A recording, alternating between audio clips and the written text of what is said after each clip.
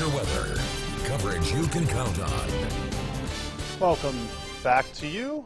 There we are. Meteorologist Brian Ramsey joining us now. Yeah, indeed. Hey, it's gotten a little bit cooler, but windier and more fire danger. Yeah, so yesterday we did see some breezy conditions, but it wasn't as dry as it is today, and Right. we are seeing stronger winds today as well, which is why we have a red flag warning. It is now in place. It will stay in place through the night tonight, as winds will stay elevated through your night, and it will eventually expire late in the evening for tomorrow. So that's when we're really seeing these critical fire weather conditions. We're seeing winds gusting up to 30 miles per hour in some locations. In fact, right now I'm seeing people seeing wind gust up to 35 miles per hour for some of you. And the humidity levels are down to 12% if you're in Red Bluff right now, about 17% if you're in Redding. And the rest of you, not looking too bad, but we will see low humidity values as we go into the overnight hours. We're only going to see a humidity recovery overnight of about 30 to 50%, which is not good. So just keep an eye out. Please be safe out there. Don't use equipment if it will cause a spark. So how can you prevent a wildfire? Of course, properly dispose of your cigarettes and matches. Do not use a lawnmower on the weeds or the dry grass. In fact, just avoid lawn care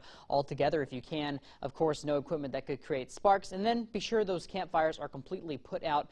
Obey local burn bans and make sure your vehicle parts are not dragging on the ground before you hit the road, because those cause fires every single year. But it is a gorgeous day otherwise. Besides the fire danger, we're seeing wonderful skies, a few clouds out there, some more clouds in the mountain regions as well. And those temperatures are much more comfortable today compared to the last few days, only sitting in the 80s right now across the valley. No 90s. Corning's pretty close at 89 degrees, but the rest of you sitting in the mid 80s, even low 80s if you're in Butte County right now in the valley, and right around 70 degrees if you're in those mountain regions. Those overnight lows will be dropping into the 60s for tonight, then 40s in the mountain regions. Looks like Chester could drop to 39 degrees. Alture's at 37.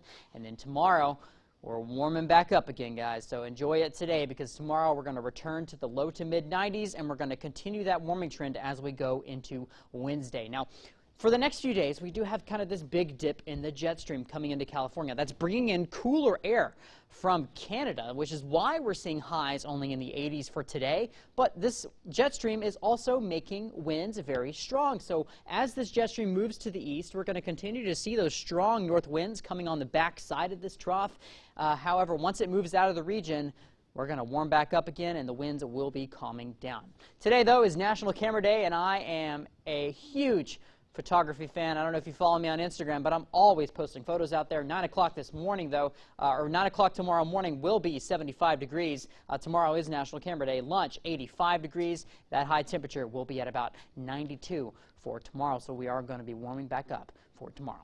As for your 7-day forecast in Chico, high of 91 degrees for today, 95 as we go into tomorrow, then 96 for Wednesday. We do cool back into the low 90s for Thursday and Friday, and then Independence Day is this Saturday, 96 degrees, sunny skies, and the winds will be calm. So that is good news if anyone plans to be shooting off fireworks in the areas that you're allowed, but most are not, so please be precautious with that. Of course, your 7-day forecast for Redding is looking a little warmer. 93 for tomorrow, but 98 by the time we get to Wednesday. Now, July 4th is looking like 98 degrees, so it's going to be pretty hot out there. So if you're doing anything outdoors, make sure to take the proper precautions. Make sure to have water on you and things like that, because it will be very hot out there.